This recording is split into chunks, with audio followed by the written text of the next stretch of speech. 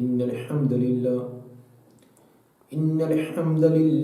نحمده ونستعينه ونستغفره ونعوذ بالله من شرور أنفسنا ومن سيئات أعمالنا من يهده الله فلا مضل له ومن يضلل فلا هادي له أشهد أن لا إله إلا الله وحده لا شريك له وأشهد أن محمدا عبده ورسوله أما بعد وراثت میں اصحاب الفرائض ان کے حصص ہم بیان کر رہے تھے۔ گزشتہ اسباق میں 6 اصحاب الفرائض کے حصص اور ان کی تفصیل بیان کی جا چکی ہے۔ آج کے سبق میں جدہ یعنی دادی اور نانی اور اسی طرح بیٹی اور پوتی ان کی وراثت بیان کی جائے گی۔ جدہ کا لفظ عربی زبان میں دادی اور نانی دونوں پر ہی استعمال ہوتا ہے۔ پھر عربوں کے ہاں جدہ کی 2 قسمیں بنائی جاتی ہیں، ایک جدہ صحیحہ اور ایک جدہ فاسدہ۔ جدہ صحیحہ وہ ہوتی ہے کہ جب اس کی میت کی طرف نسبت کرے، اس کا تعلق اور رشتہ قائم کرے تو درمیان میں جد فاسد نانا وغیرہ کا واسطہ نہ آئے۔ اگر نانا اس کا واسطہ نہ آئے جس کو جد فاسد کہتے ہیں تو وہ جدہ صحیحہ ہے۔ اگر جد فاسد کا واسطہ آ جائے تو وہ جدہ فاسدہ ہو جاتی ہے۔ وراثت میں اصحاب الفرائض میں جدہ صحیحہ کو وراثت ملتی ہے، جبکہ جدہ فاسدہ وہ ذوی الارحام میں، جس کا تذکرہ بعد میں ہوگا، ذوی الارحام کی کیٹاگری میں وہ جائے گی۔ تو جدہ یعنی دادی ہو یا نانی ہو، میت کی دادی نانی ان کو وراثت میں 6واں حصہ ملتا ہے، بشرط یہ کہ ماں موجود نہ ہو۔ اگر ماں موجود ہے پھر دادی نانی یہ محروم ہو جاتی ہے۔ اگر میت کی فوت ہونے والے کی والدہ نہیں ہے، ماں نہیں ہے، تو پھر جو ماں کا حصہ آگے دادی نانی کی طرف منتقل ہوگا اور ان کو 6واں حصہ ملے گا۔ اگر اکیلی ایک ہو، صرف دادی ہو یا صرف نانی ہو، تو وہ اکیلی 6واں حصہ لے گی۔ اگر دونوں اکٹھی ہو جائیں، میت کی دادی بھی موجود ہو اور نانی بھی موجود ہو، تو پھر 6واں حصہ دونوں کے اندر تقسیم ہو جائے گا، ملے گا 6واں حصہ ہی، اور وہ آپس کے اندر وہ تقسیم کر لیں گے۔ اسی طرح باپ کی موجودگی میں اگر فوت ہونے والے کا باپ موجود ہے پھر دادی محروم ہو جاتی ہے، البتہ نانی وارث بنے گی، اس لیے کہ دادی جو ہے وہ میت کے باپ کی ماں ہوتی ہے، گویا کہ باپ کی وجہ سے دادی کا رشتہ میت کے ساتھ ہے، اور اصول یہ ہے جس کی وجہ سے کوئی رشتہ دار ہو اس کے ہوتے ہوئے وہ پیچھے والا محروم ہوتا ہے۔ تو باپ کی موجودگی کے اندر دادی، پڑدادی، یہ اوپر والی سب محروم ہو جائے گی۔ البتہ باپ کی وجہ سے نانی محروم نہ ہوگی، کیونکہ نانی کا رشتہ باپ کی وجہ سے نہیں بلکہ وہ ماں کی وجہ سے ہے۔ اسی طرح قریبی جدہ موجود ہو تو بعید والی جدہ محروم ہوتی ہے۔ مثلا دادی کو بھی جدہ کہا جاتا ہے، پڑدادی کو بھی اور اوپر والی کو بھی، نانی کو بھی پڑنانی کو بھی ان کو جدہ کہا جاتا ہے۔ تو دادی کے ہوتے ہوئے پردادی محروم ہے، اسی طرح نانی کے ہوتے ہوئے پردنانی محروم ہے۔ اسی طرح ان دونوں میں سے اگر ایک قریب والی ہے ایک بعید والی ہے، مثلا فوت ہونے والے کی دادی بھی ہے اور پردنانی بھی ہے، اب دادی قریب رشتہ ہوتا ہے کیونکہ وہ ایک واسطے سے میت کے ساتھ تعلق اس کا قائم ہوتا ہے، پردنانی کا دو واسطوں سے ہے، تو دادی اور پردنانی اکٹھی ہو جائیں تو دادی وارث بنے گی، پردنانی نہیں۔ اسی طرح اس کی متضاد صورت ہے کہ نانی اور پردادی اکٹھی ہو جائیں تو اب نانی وارث بنے گی، پردنانی وارث نہیں بنے گی۔ تو دو جدہ دادی نانی برابر کی ہوں، یعنی میت کی طرف جب اس کا نسب قائم کیا جب برابر کا ہو تو پھر تو وہ دونوں وارث بنے گی۔ اگر ایک قریب ہے ایک بعید ہے تو قریبی کی موجودگی میں بعیدی وارث نہ بنے گی۔ اس کا ایک واقعہ احادیث میں موجود ہے۔ حضرت ابوبکر صدیق رضی اللہ تعالیٰ عنہ ان کے دور خلافت میں یہ واقعہ پیش آیا کہ ایک جدہ جو حقیقت میں میت کی نانی تھی وہ ابوبکر صدیق رضی اللہ تعالیٰ عنہ کے پاس آئی اور پوچھا کہ میں فوت ہونے والی کی جدہ ہوں، اس کی نانی ہوں، تو کیا مجھے وراثت میں سے کچھ حصہ ملے گا؟ ابوبکر صدیق رضی اللہ تعالیٰ نے فرمایا کہ جدہ کا حصہ قرآن میں تو بیان نہیں کیا گیا اور نبی کی کوئی حدیث فی الحال اس وقت میرے ذہن میں نہیں، تو آپ تشریف لے جائیں، صحابہ کرام جب آئیں گے تو میں یہ بات ان کے سامنے رکھوں گا تو پھر تجھے بتلایا جائے گا۔ چنانچہ جب صحابہ کرام تمام اپنے کاروبار اپنے معاملات سے آئے مسجد میں اکٹھے ہوئے، ابوبکر صدیق رضی اللہ تعالیٰ عنہ نے ان کے سامنے یہ مسئلہ رکھا کہ فوت ہونے والے کی جدہ موجود ہو، نانی ہو، تو کیا اس کو وراثت میں کچھ حصہ ملے گا یا نہیں؟ مغیرہ بن شعبہ رضی اللہ تعالیٰ عنہ نے بیان کیا کہ یہ مسئلہ مجھے معلوم ہے، ہمارے خاندان کی فلاں عورت وہ فوت ہونے والے کی جدہ تھی، تو نبی صلی اللہ علیہ وآلہ وسلم نے ان کو چھٹا حصہ 1/6 دیا تھا۔ ابوبکر صدیق رضی اللہ تعالیٰ نے پوچھا کہ کوئی اور بھی اس مجلس میں موجود تھا؟ تو محمد بن مسلمہ رضی اللہ عنہ انہوں نے کھڑے ہو کر بھی گواہی دی کہ واقعی یہ بات ایسے ہی ہے، میں بھی اس وقت موجود تھا۔ چنانچہ ابوبکر صدیق رضی اللہ تعالیٰ عنہ نے اس جدہ کو اس مائی کو چھٹا حصہ دے دیا۔ اس کے بعد حضرت عمر رضی اللہ تعالیٰ عنہ کا دور جب شروع ہوا، یہ بات ابوبکر صدیق رضی اللہ تعالیٰ عنہ کے دور خلافت کے آخر کی ہے۔ ان کی وفات کے بعد حضرت عمر رضی اللہ تعالیٰ عنہ خلیفہ بنے، تو ان کے پاس اسی فوت ہونے والی کی دوسری جدہ یعنی دادی وہ بھی آ گئی۔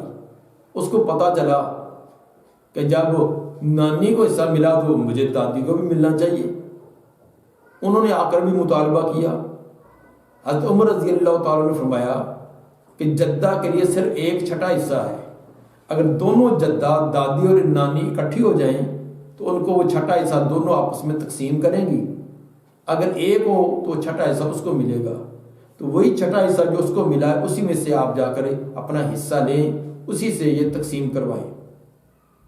یہ واقعہ جامع ترمذی حدیث نمبر 2101 اور امام ترمذی رحمہ اللہ نے اس کو حسن صحیح کہا ہے، اور اسی طرح سنن ابی داؤد حدیث نمبر 2894 اور قاضی حسین مروزی رحمہ اللہ فرماتے ہیں، انہوں نے صراحت کی ہے کہ ابوبکر صدیق رضی اللہ تعالیٰ عنہ کے پاس آنے والی جدہ وہ نانی تھی اور حضرت عمر رضی اللہ تعالیٰ عنہ کے پاس آنے والی جدہ وہ دادی تھی، اور اس کی صراحت سنن ابن ماجہ کی حدیث نمبر 2724 کے اندر بھی یہ اس کا اشارہ ملتا ہے۔ تو بہرحال اس واقعے سے ثابت ہوا کہ جدہ خواہ دادی ہے یا نانی، اگر ایک ہے تو اکیلی چھٹا حصہ لے گی، اگر دونوں اکٹھی ہو جائیں اور برابر کے درجے کی ہوں تو ملے گا چھٹا حصہ ہی، اور وہ دونوں آپس میں برابر تقسیم کر لیں گے۔ ورثاء میں سے، اصحاب الفرائض میں سے فوت ہونے والے کی بیٹی ڈاٹر، اس کو وراثت میں سے کیا ملے گا؟ فوت ہونے والے کی اگر اولاد موجود ہے تو اولاد کی 3 ممکنہ صورتیں بنیں گی۔ ویسے تو 4 بھی ہوں گی، لیکن چوتھی صورت جو کہ اثبات والی ہے، تو بہرحال ہم یہی اس کی صورت بناتے ہیں کہ اگر فوت ہونے والے کی اولاد موجود ہے تو اس کی 4 ممکنہ صورتیں، اس کے اندر اسباب کو بھی شامل کر لیتے ہیں۔ پہلی صورت یہ ہے کہ فوت ہونے والے کی صرف ایک بیٹی ہے، اس کی اولاد میں سے صرف ایک بیٹی ہے اور کوئی بھی نہیں۔ دوسری ممکنہ صورت یہ ہے کہ فوت ہونے والے کی اولاد میں صرف بیٹیاں ہیں لیکن ایک سے زیادہ ہیں۔ تیسری ممکنہ صورت یہ ہے کہ فوت ہونے والے کی اولاد میں بیٹے اور بیٹیاں دونوں قسم کی اولاد ہیں۔ اور چوتھی صورت بنے گی کہ فوت ہونے والے کی اولاد میں صرف بیٹے ہی بیٹے ہوں۔ یہ 4 ممکنہ صورتیں، اگر کسی کی اولاد ہے تو یہ 4 صورتیں بنیں گی۔ پہلی صورت کہ اگر فوت ہونے والے کی ایک بیٹی ہو تو اس کو کل جائیداد کا نصف ملے گا، 1/2 ملے گا۔ قرآن نے سورۃ النساء کی آیت نمبر 11 میں فرمایا وَإِن كَانَتْ وَاحِدَةً فَلَهَا النِّصْفُ، اگر بیٹی ایک ہو تو اس کو کل جائیداد کا نصف، ہاف ملے گا۔ اگر بیٹیاں ایک سے زیادہ ہوں، 2 3 4 ایک سے زیادہ ہوں تو ان کو ملے گا 2/3، 2/3۔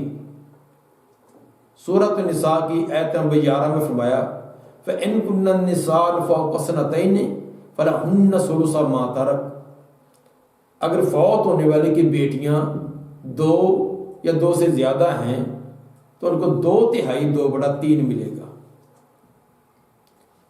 تیسری صورت، بیٹے اور بیٹیاں دونوں قسم کی اولاد ہو تو اس کا اصول قرآن نے یہ بیان کیا کہ یوصیکم اللہ فی اولادکم للذکر مثل حظ الانثیین، اگر فوت ہونے والے کے اولاد میں مذکر مؤنث یعنی بیٹے بیٹیاں دونوں قسم کے ہوں تو للذکر مثل حظ الانثیین، مذکر کو 2 حصے، مؤنث کو 1 حصہ۔ اگر فوت ہونے والے کی اولاد میں صرف بیٹے ہیں، کوئی بیٹی نہیں، تو یہ بطور اسبہ وارث بنیں گے، یعنی دیگر ورثاء کے فرضی حصے نکالنے کے بعد جو بچے گا وہ بیٹوں کا حصہ ہوگا۔ دوبارہ پھر اسی بات کو دہرایا جائے گا کہ اگر فوت ہونے والے کی اولاد میں صرف ایک بیٹی ہے تو اس کو کل جائیداد کا ہاف، 1/2 ملے گا، لیکن وہ پیچھے والی بات ذہن میں رہے کہ یہ 1/2 کب دینا ہے، وہ 3 مرحلے طے کرنے کے بعد، کفن دفن کا، قرضے کی ادائیگی کا اور وصیت کو پورا کرنے کے بعد جو بچا ہے اس کا ہاف بیٹی کو ملے گا، اگر بیٹی صرف ایک ہے۔ اگر بیٹیاں ایک سے زیادہ ہیں اور صرف بیٹیاں ہیں، بیٹا ساتھ نہیں، تو ان کو ملے گا 2/3، 2/3۔ 2/3 کا مطلب جائیداد کے 3 برابر حصے کیے جائیں اور 3 میں سے جو 2 حصے ہیں وہ بیٹیوں کے، یہ 2/3 ہوگا۔ مثلا 3 لاکھ روپیہ ہے تو 3 لاکھ روپے کا 2/3 2 لاکھ بنے گا، وہ بیٹیوں کو دیا جائے گا۔ بیٹیاں اگر 2 ہیں تو دونوں 1-1 لاکھ لے لیں گی، اگر بیٹیاں زیادہ ہیں تو ملے گا 2 لاکھ ہی، اور ان کو برابر برابر تقسیم کر دیا جائے گا۔ اس کے اندر شادی شدہ اور غیر شادی شدہ، چھوٹی بڑی، اس کا کوئی فرق نہیں کیا جائے گا۔ باپ کے فوت ہوتے وقت جو بیٹی بھی زندہ تھی وہ تمام وہ اس کی وراثت میں شریک ہے، اور یہ 2/3 ان کے اندر تقسیم ہو جائے گا۔ تیسری صورت تھی کہ فوت ہونے والے کی اولاد میں بیٹے اور بیٹیاں دونوں قسم کے ہیں، تو اب یہ بطور اسبہ وارث بنیں گے، وہ فرضی حصے والی شکل ختم ہو جائے گی، اب بطور اسبہ کا معنی کہ دیگر ورثات جن کے حصے مقرر ہیں، جو اصحاب الفرائض ہیں، ان کو دینے کے بعد جو بچے گا وہ اولاد میں تقسیم کیا جائے گا، اور اولاد میں تقسیم کرنے کا اصول یہ ہوگا للذکر مثل حظ الانثیین، کہ مذکر کو بیٹے کو 2 مؤنثیں 2 بیٹیوں کے حصے کے برابر دیا جائے گا، جتنا 2 بیٹیوں کو ملے گا اتنا 1 بیٹے کو، دوسرے الفاظ میں بیٹی کو سنگل اور بیٹے کو ڈبل ملے گا۔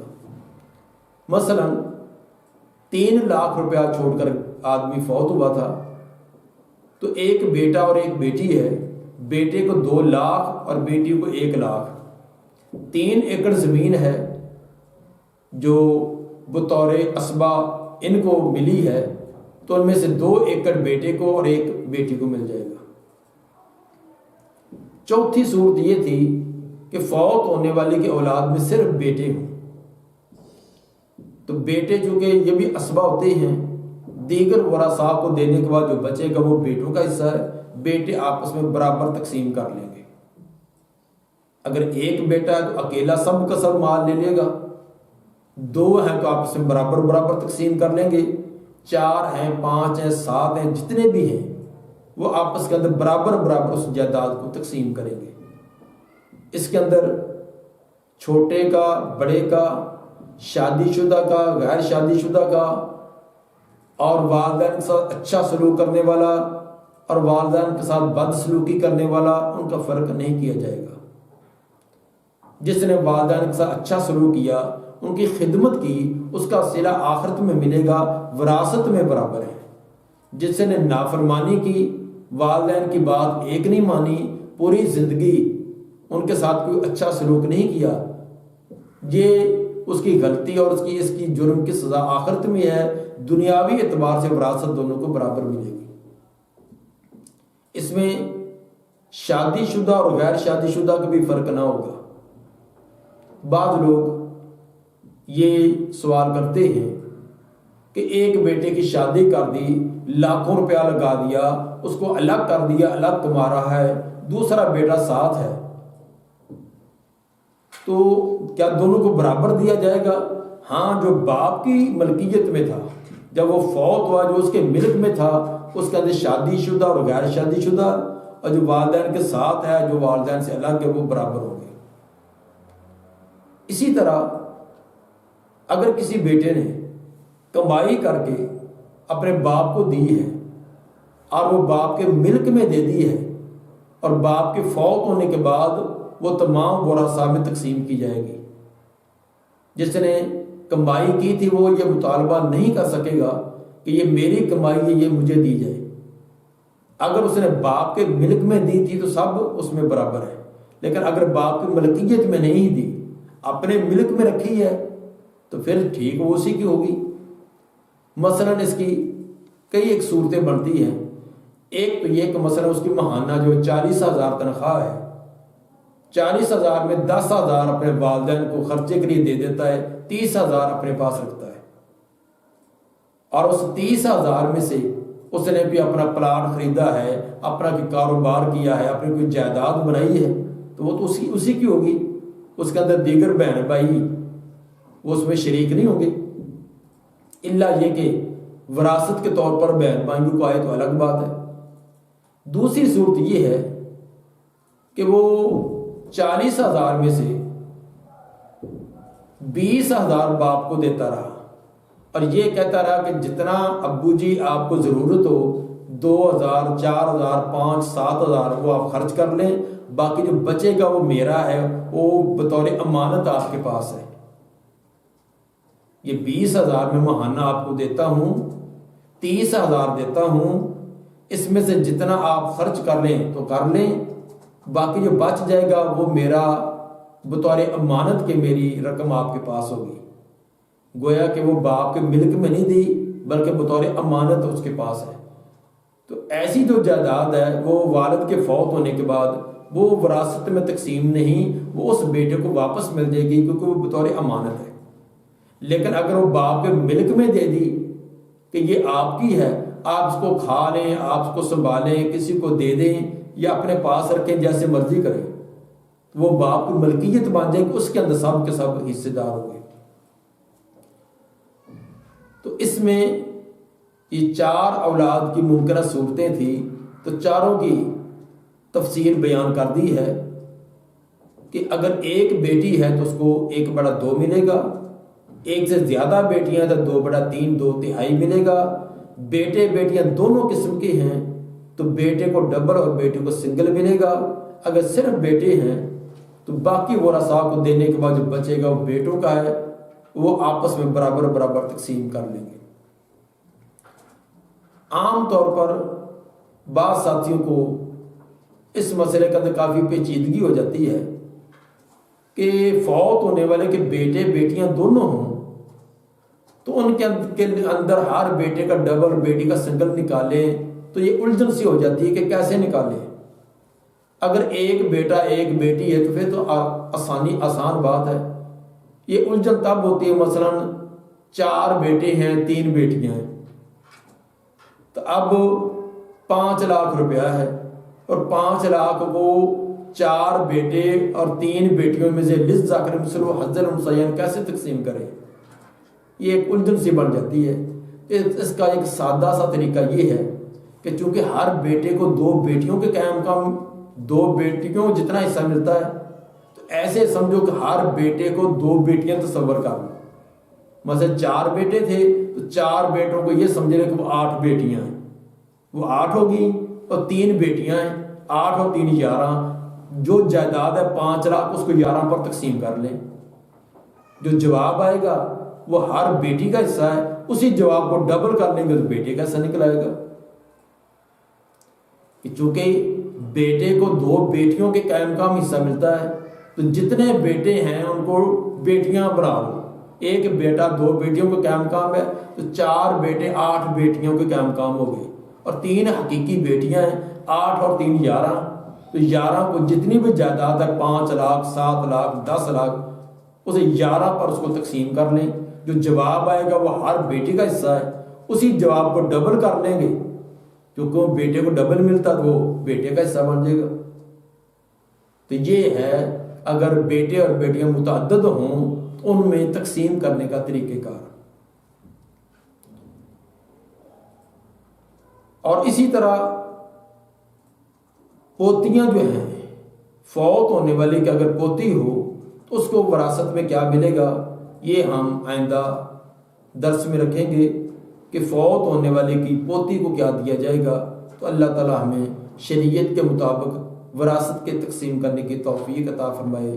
سبحان ربک رب العزت عما یصفون والسلام علی المرسلین والحمد للہ رب العالمین۔